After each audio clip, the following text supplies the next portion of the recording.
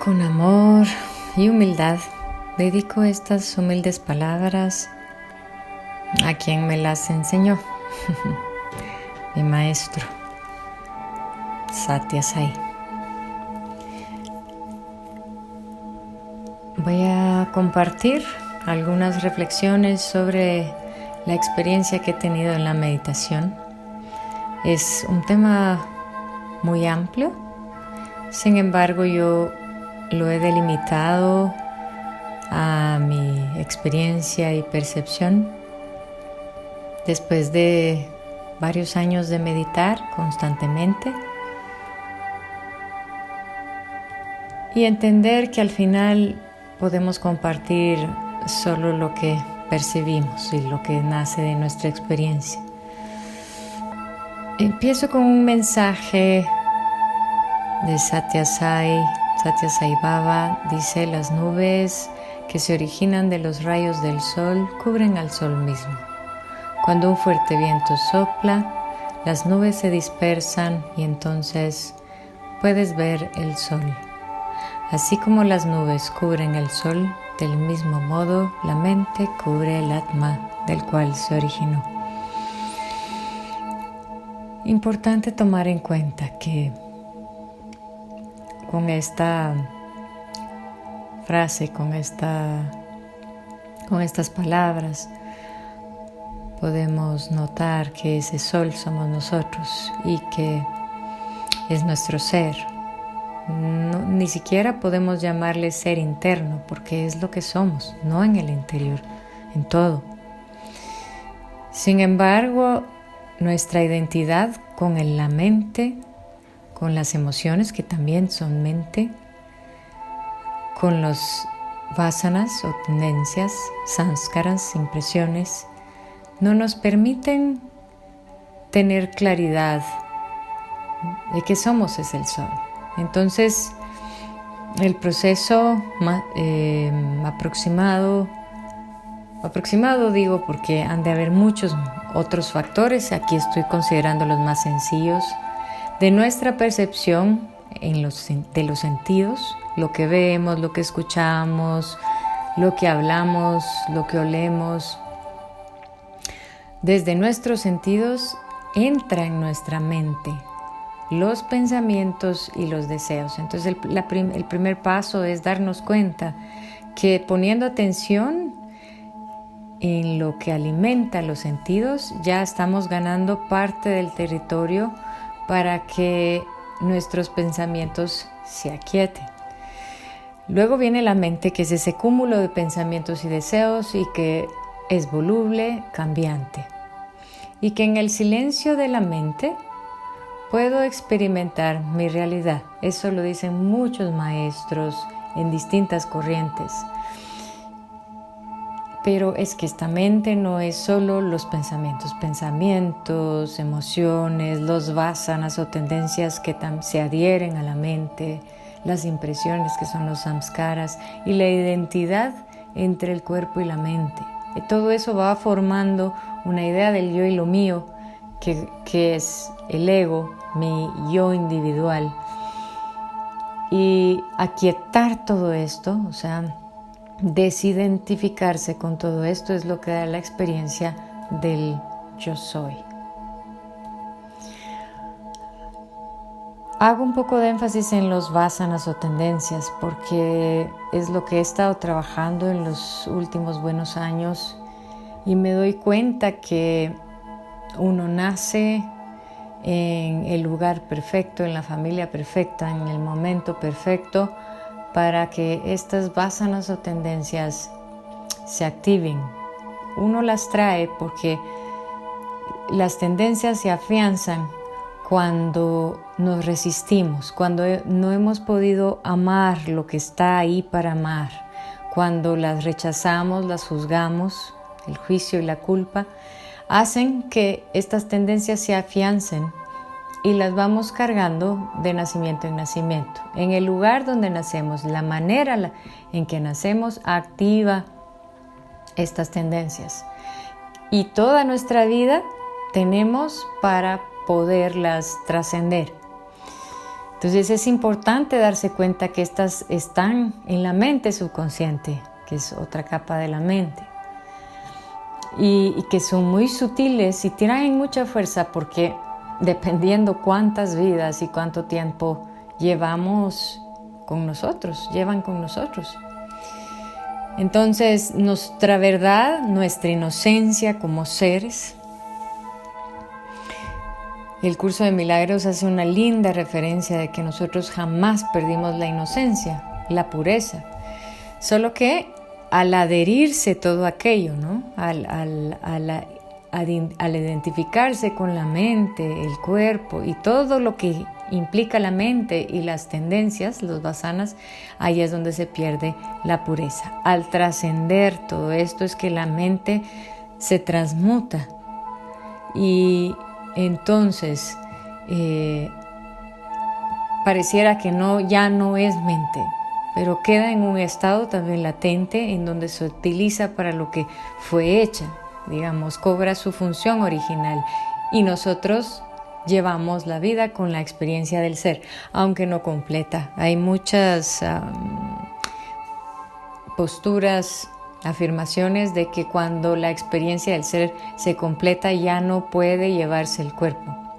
Es decir, si nacemos, si tenemos un cuerpo, es porque hay mente, deseos, tendencias y es lo que se requiere para tener un cuerpo. En el momento de trascenderlas, todas se van el cuerpo. O sea, terminamos este juego de haber utilizado el cuerpo como un instrumento para poder ir aprendiendo e ir trascendiendo todos esos elementos, todos esos aspectos y capas de la mente. Entonces, algo que yo encontré es que a pesar de tantos años de sadhana, de práctica espiritual, tenía ciertas tendencias que no lograba superar. Ante esto me pregunté con mucha fuerza qué era lo que pasaba en realidad. Ahí es donde me di cuenta que de la existencia de los vasanas y que tenía que procesarlos. Y que los vasanas me metían en problemas una y otra vez para que yo pudiera ver que esto no lo había aprendido, no había logrado amarlo, no había logrado superar culpas ni juicios y tenía una oportunidad para poderlo ver. Por eso venía como en un patrón repitiéndose.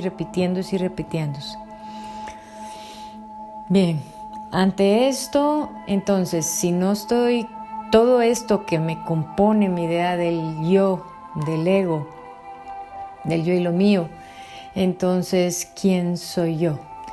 Bueno, es una práctica la autoindagación, ¿no? Hay varias corrientes y propuestas que dicen, bueno, repítase, no soy esta mente, no soy este cuerpo, entonces ¿quién soy yo? Y en realidad es muy interesante ahí darse cuenta que no puedo definirlo y está bien no poder definirlo porque no es con la mente que se va a definir, es la experiencia que lo va a definir por sí solo. Este es un proceso espontáneo que nadie nos puede dar una receta y que cada quien lleva su propio proceso. Yo no puedo decir cuál es el camino exacto, pero puedo compartir mi experiencia y cada uno de nosotros también, porque cada uno de nosotros tiene una experiencia válida y tenemos que aprender a compartir y no tener pena, porque de ese compartir es que todos aprendemos. Cuando yo me doy cuenta que con la mente no puedo entender quién soy, me libero de tratar de explicarme quién soy. Y si me siento cómodo con eso, di un gran paso, porque no tengo que entenderlo, tengo que vivirlo. Y ahí yo cuento esta pequeña experiencia que estando en Prasanthi Nilayam, donde está el ashram de Sai Baba, después de haberme enojado con uno de los compañeros que estaba ahí, me voy a hacer las filas para entrar al darshan, que era cuando se esperaba para entrar al lugar donde caminaba Sai Baba, recogía cartas, daba entrevistas y demás. Yo entro en una pregunta muy fuerte. empecé a preguntarme, pero ¿por qué estoy enojada? ¿Y qué es el enojo? Y a partir de ahí me entró un vacío mental. Dije, ¿quién soy yo? Y fue muy lindo porque no podía entender quién era yo y me sentía un poco perdida. Sin embargo, era completamente alivianador, completamente... Era una delicia sentir que no sabía quién era. Yo creo que estas experiencias que las hemos pasado todos, distintas, cada quien de acuerdo a su proceso, de acuerdo a lo que necesita, son gracias a la gracia del universo, de la vida de Dios. Uno da unos pocos pasos y el universo, Dios le regresa muchísimo más. Yo ni siquiera sé explicar por qué tuve esta experiencia, pero al preguntarme por mucho tiempo, o sea, en ese día, en ese momento, pasé como una hora preguntándome quién era yo, quién soy yo, y no sabía quién era yo, hasta que la pregunta sola se cayó y la respuesta vino como una voz en el cielo, digo yo, pero así plantean las metáforas en las escrituras. Realmente era mi voz interior que me decía, yo soy el que soy.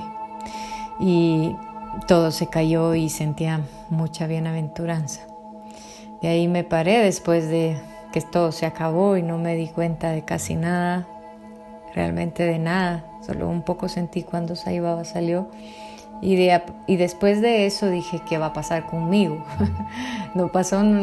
Pasó que me di cuenta que no puedo definir con la mente quién soy y que es una experiencia sublime y espontánea, porque yo no puedo decir qué hice, yo no creo haber hecho nada, honestamente. Bueno, la práctica constante abre los caminos.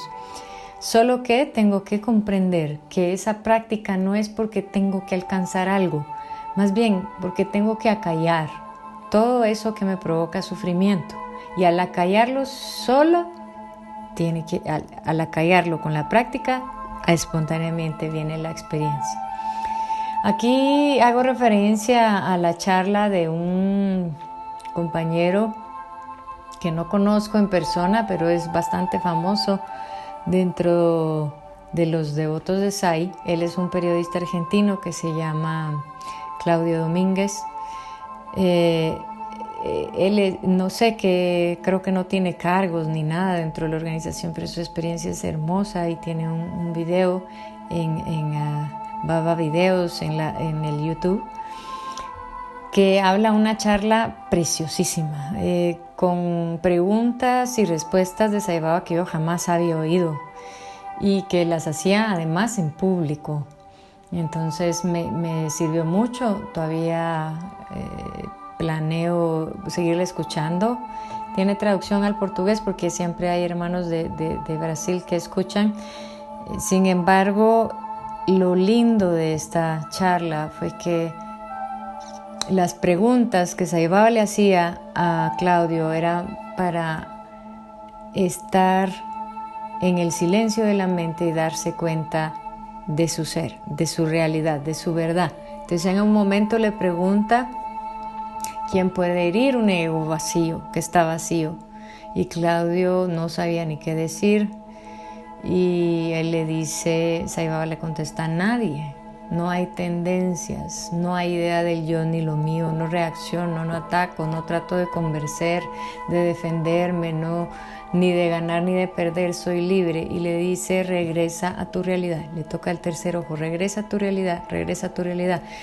Entonces, todas estas prácticas simplemente son para vaciar el ego. Que de ahí alguien nos pueda garantizar la liberación con la meditación, con el japa, con el yoga y yoga. Nadie. Pero si vaciamos el ego, vamos a entrar a otra experiencia. Y esa experiencia es espontánea y de acuerdo a la gracia divina y de acuerdo a nuestro propio proceso. Entonces es muy importante conservar la práctica sin el afán de lograr la liberación, porque es algo que no podemos controlar. A mí me liberó mucho entender eso y lo entendí. Bueno, Sai Baba, la verdad, lo decía mucho, pero No lo entendí, hasta leyendo el curso de milagros, que tiene mucha riqueza para el procesamiento de los vasanas, el curso de milagros, aunque su vocabulario es un poco tedioso. El tema es que la libertad de lo que yo he hecho de mí llega, y a partir de ello entro a otra experiencia. Bien, entonces nuestro gurú, que aquí para los devotos de Sai es Sai Baba, ¿qué rol juega? Entonces, en mi primera etapa, yo pasé corriendo detrás de Sai Baba, queriendo ser la devota estrella, pensando que tenía que complacerlo, participando en las actividades para que él estuviera contento conmigo. La verdad no entendí nada. Me costó varios años para madurar y entender que Sai Baba o el gurú, la figura que tiene es de inspiración, de motivación, es una referencia. O sea, el gurú tiene ese estado, el verdadero gurú tiene esa experiencia del ser hasta donde lo pueda llevar el cuerpo, porque si la tuviera completa el cuerpo no se sostiene, pero la lleva hasta el máximo, hasta que lo permita el cuerpo. Y me está diciendo, con su experiencia, con su vivencia, con su forma de ser, que ese es mi potencial, que ese es mi yo, que no me confunda, que él no es más que yo, que no lo tengo que adorar, o no es, esa es la función. Lo que yo vengo a hacer como devoto es saber que ese es mi potencial, que yo soy ese gurú adentro de mí. Bueno, te puedo decir adentro porque no hay ni adentro ni afuera, que ese soy yo. Entonces por eso él dice, que nos repitamos, yo soy Dios, yo soy Dios, yo soy Swami, yo soy Swami, o yo soy mi gurú, o yo soy el gurú. Y la otra parte que es importante en la relación de gurú-discípulo es que uno siente la gracia, que es la misma del ser universal, la fuerza para que uno pueda dar los pasos en el camino. Entonces es importante, es lo que a uno lo mantiene a flote. Uno hace un poquito, yo digo un 10%, y el resto es la gracia. Sai Baba dice que uno hace el 50%, el 50% lo hace Dios. Yo digo que grato su afirmación, porque yo creo que hacemos muy poquito y lo demás es todo la gracia. Bien, de ahí que a mí la primera vez que me enseñaron a meditar, que fue mi hermano mayor, me enseñó la meditación en la luz y me dijo, esto hay que hacerlo todos los días. Yo ya había ido a la India, pero honestamente no me había ni dado cuenta que se meditaba. No veía a nadie meditar tampoco, no sabía. Después del darshan había una meditación y veía que todos se levantaban y salían corriendo, pero yo en gallo, no sabía. Después, en ese regresé yo de India, mi hermano me enseñó a meditar, me dijo hay que hacerlo todos los días, y yo dije bueno, entonces hay que hacerlo todos los días, y así lo hice desde entonces, sin parar, ni cuando estuviera enferma o pasara lo que pasara. Esa es el 10% que uno necesita. No puedo decir que sea sencillo, para mí es sencillo porque es un don, el don de la disciplina, la constancia, la perseverancia. Mucha gente tiene otros dones, hay que usar sus dones hacia la práctica. El don que yo tenga, puede ser que sea alguno de nosotros sea muy intenso para meditar y pueda pasar horas. Yo empecé de minutos y se ha ido alargando, sobre todo porque dentro de mi meditación hago mucho procesamiento de los vasanas, de las tendencias. Entonces, mantras, repetición del nombre, el satsang o la compañía de los que están buscando experimentar su verdad, el servicio, que es para perder el egoísmo y aprender más sobre el amor en la práctica.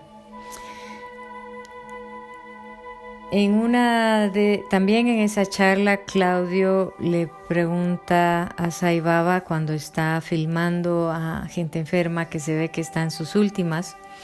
Y Sai Baba les está haciendo bendiciones y le pregunta a él si los va a salvar. Y él le dice que no, que él va a asumir, o que Dios, para que se entienda, va a asumir parte de su karma, pero que que la otra parte la tenían que hacer ellos. ¿Y qué era esa otra parte? Es amar a los que no han podido amar a lo que no se ha podido amar. Es el procesamiento de los vásanas. Ahí nos está dando el secreto. Hay técnicas específicas para hacerlo, pero es amar aquello que no se ha podido amar y aquellos que no se han podido amar. A partir de ya mis prácticas espirituales más el procesamiento de los vásanas, entonces se me dio una linda experiencia ahí por junio del 2017, en donde entré en un estado de gracia, mucha bienaventuranza, y veía que todo vibraba igual, que todo era lo mismo, todo era amor. Pensé que así me iba a quedar, obviamente no, por eso estoy aquí, siguiendo la práctica, siguiendo el satsang, el servicio, todo lo que se pueda. Sin embargo, me dejó la espina en que decir, esta no puede ser una realidad menor a esa como podemos vivir. Y al principio, cuando salí de ese estado, después de casi 3 meses o por ahí, me di cuenta que me empezó como una añoranza, una frustración de que quería estar ahí siempre y que cómo era eso que me salía de ahí. Ahora entiendo que la gracia es la gracia y son experiencias que nos ayudan a seguir y a tener claro el norte. Veo que en esta vida solo podemos aquietar todo aquel ruido. Lo demás pasa por la gracia, entonces es por demás, aunque yo me siente 40 días a meditar, si no estoy lista, si no he aquietado lo que tengo que quedar, si no doy mi 10%, aunque me siente años, el 10% es el que se requiere, o el porcentaje como uno lo vea. Para mí el 10, como dije, y con ese porcentaje es que se da el procesamiento, el acallamiento, para que el ego se vacíe y después venga la experiencia espontánea. Entonces me vino un conocimiento que es el del perdón, que también se lo debo al curso de milagros. Realmente este curso de milagros es un libro complementario, no tiene religión, no tiene una corriente específica. Bueno, es como el no dualismo del cristianismo, que el libro que yo conozco, porque ha de haber otros, que habla de que todos somos uno y todos somos Dios. Y habla muchísimo del procesamiento de las tendencias o vásanas, que es el famoso término de la expiación. Solo que eso pareciera un poco complejo, cada vez lo voy entendiendo más, pero que lo que me interesa es hablar del perdón, porque el procesamiento de esos vásanas se da a través del perdón, solo que no es el perdón, yo te perdono a ti, yo me perdone a mí, perdóname, porque en el momento que vemos el error, en el momento que hacemos el juicio, en el momento que nos sentimos culpables o encontramos la culpa en alguien, en ese momento estoy generando el error, estoy generando la tendencia, el vasana, estoy resistiéndome. Entonces, el perdón se basa en cambiar esa percepción. Dice el curso que el pecado, por así decirlo, que no existe como tal, es la percepción errada. Entonces, esa percepción equivocada, lo que hay que es hacer el procesamiento necesario, que es lo que va llamando como expiación, pero hacer el procesamiento de los vásanas, de ese error o de esa tendencia que se fijó porque me resistí, hacer el procesamiento y llevarnos a la mirada correcta, que es la mirada del gurú, la mirada del Dios, la mirada santa, la mirada pura, la mirada inocente. Entonces, el perdón no es notar que me hiciste algo, que me hicieron algo, que hice algo malo y que yo digo perdono. No, el perdón es pasar de la culpa, del juicio, de la resistencia al procesamiento, a través del procesamiento al amor. Eso es el perdón verdadero. Entonces, ahí mismo comentan, y me surgió porque yo no había entendido esa parte. Me surgió en mi propio procesamiento de tendencias que hago antes o después de la meditación, que yo vea con tu mirada, o sea, que yo vea con la verdad. Y en la verdad está que aquello que no veo como amor está equivocado. ¿Qué tengo que hacer para verlo con los ojos del amor, de la pureza, de la belleza? Eso es el perdón. En ese perdón, en ese proceso, lo que hacemos es procesar los vásanas, las tendencias. Estamos relajando la resistencia y la tensión que tenemos hacia aquello que encontramos como error. Entonces, no es insistir en que yo voy a perdonar a aquel que se equivocó o yo que me equivoqué. Es insistir de cambiar la percepción. Entonces, ¿cómo lo ves tú, Señor? ¿O cómo lo ves tú, Gurú? O a quien yo quiera referirme. Pero encontrar ese perdón es cambiar la mirada del error al amor, del miedo al amor. Entonces, con eso yo termino esta pequeña reflexión.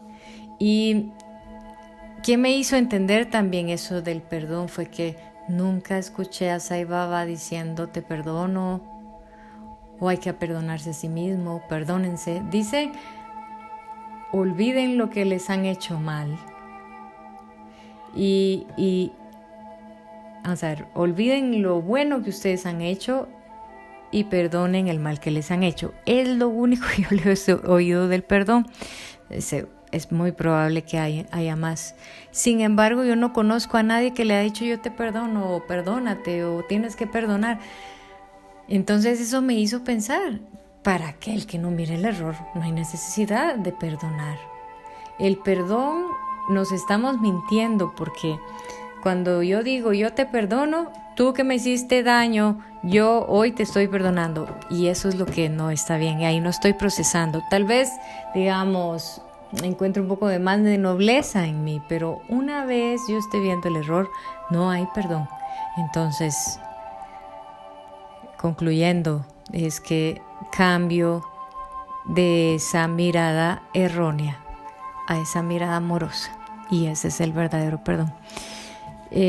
Para quienes quieran tener como referencia, aunque es un poco complejo, pero el curso de milagros, hay cantidad de material en internet, en YouTube, charlas sobre cada capítulo y demás, de acuerdo a varios conferencistas.